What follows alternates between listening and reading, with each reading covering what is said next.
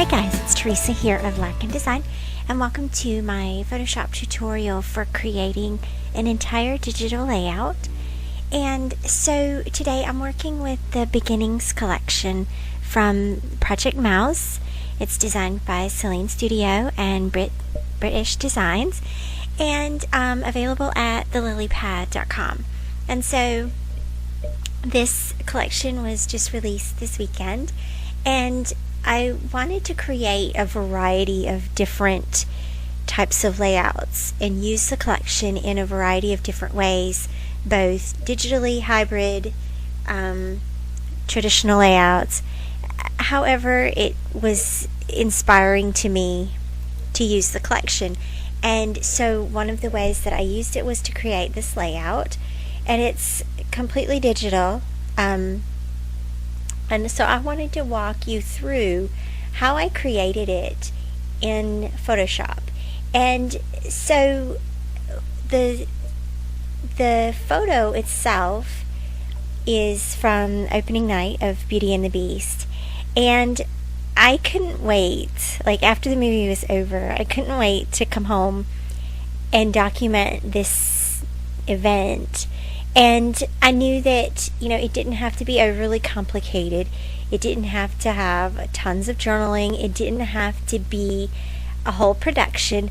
And it probably only took me about an hour to create this layout and then print it out, and it can go right in my Project Life album along with our weekly spreads. But I definitely thought that the premiere of Beauty and the Beast was a really cool thing to go ahead and document and share in this way. So let's go ahead and get started, and we'll get this layout created.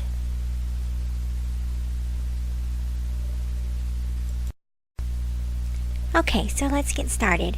First, I'm going to open a brand new 12 by 12 canvas at 300 ppi.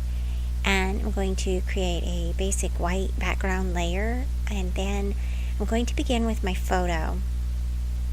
And so I'm pulling in my photo here, and it was taken with my phone at the theater itself, so it's a bit dark and it's a bit grainy.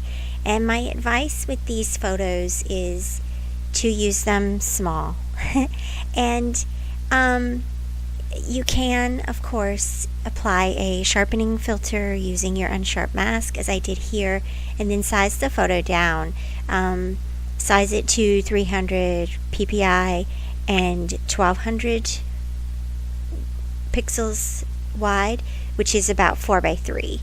And then in order to make the photo have more presence on the page, I'm going to layer it on top of a journaling card. Now, I've already brought my patterned paper in here. It's this blue and white, marbly, positively sky looking paper from British Designs. And then I'm layering one of the journaling cards from the Beginnings collection underneath the photo. Now, this is a 3 by 4 journaling card, but you can size it up a bit. It won't size exactly to 4 by 6, but I think I have it at about 4.5 by 6 or 4.4 by 6, something like that. And I'm going to create a rectangle here so that I can create the clipping mask for my photo. And I want it to be inside these dotted lines. And since my goal is, I have two goals here. One is I want to have the photo here in a smaller scale, but of course it's going to be part of a whole now, so it's going to have more presence on the layout even though it's a small photo. And then I want to add another journaling card in here. This one, the A World of Dreams card, to me is just absolutely dreamy, and it sort of encapsulates for me the feeling of going to see Beauty and the Beast and the good time we had. We had a really, really awesome date night. And so that's going to occupy part of that journaling card. And I did offset it. It's not, those two elements, the journaling card and the photo, don't share the same amount of space. The photo is just a little bit larger than the journaling card. And so now I already have a vision for underneath this journaling card with my photos, that I want a couple of just some of the elements underneath here, sort of like flags or banners. And so you saw a minute ago how I used the rectangular marquee to extract just that portion of that I give it 5 stars card, so that it was just that portion of the card. And now I'm going through the process of adding drop shadows to both of those pieces, just so that there's a little tiny boundary here around each piece. And then I'm going to close some things out here. And I want to bring in this stripe journaling card, but I want to create a banner here with the flag cutout. So I've slowed the video down a little bit so that you can see how I'm doing this. Let me get everything sized properly and how I want it on the layout itself. And then we're going to cut out a triangle from this pink and cream colored journaling card. So the first thing we're going to do is we're going to create a new layer for our triangular shape right on top of this card. And then we're going to take our polygonal shape tool and tell it 3 sides. We're going to use a contrasting color. I've just used gray. And I'm going to draw a triangle here. And the only thing that I'm really worried about in creating this triangle is that it's sort of straight and that it goes across the whole card that I'm wanting to trim. And so you can see that I'm going to straighten it a little bit here, and it's a little bit of a dramatic sort of flag here, right? So I'm going to smush this point down so that it looks a little bit more like a banner edge.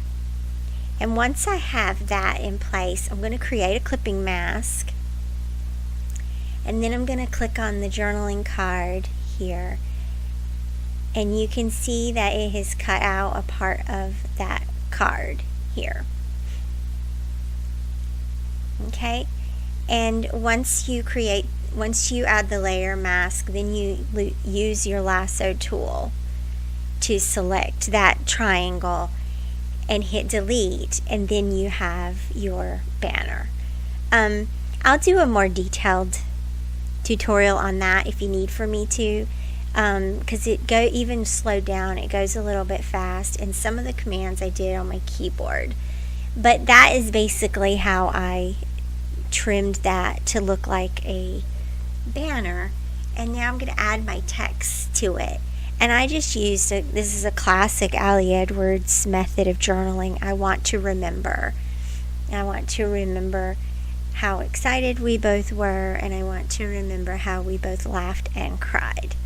And that's just a matter of adding a new layer for your text, draw your text box, write your journaling in, and then adjust it so that it fits in the space that you're wanting.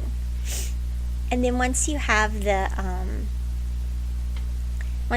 text placed, then you can readjust your banner so that it fits around your text.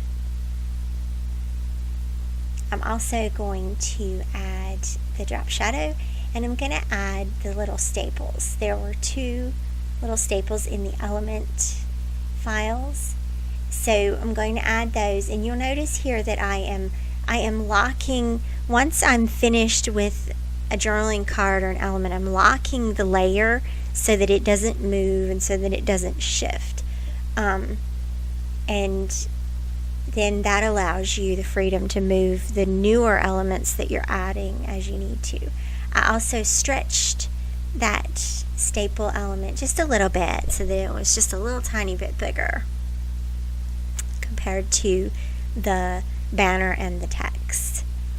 Now there are a couple more elements that I want to add, and first I'm going to select all of the layers and center this in the middle of the layout a little bit better here, and then go back and lock everything into place so that nothing gets shifted around accidentally.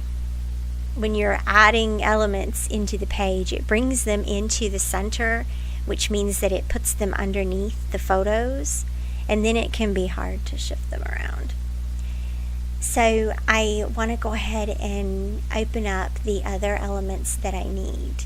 The sequins, the gold arrow, the fleur-de-lis banner, and the other journaling spot.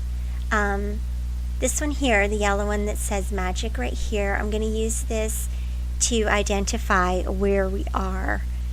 And so this one is going to go at the upper left hand corner of the photo journaling card. And so of course it brought it in underneath the photo.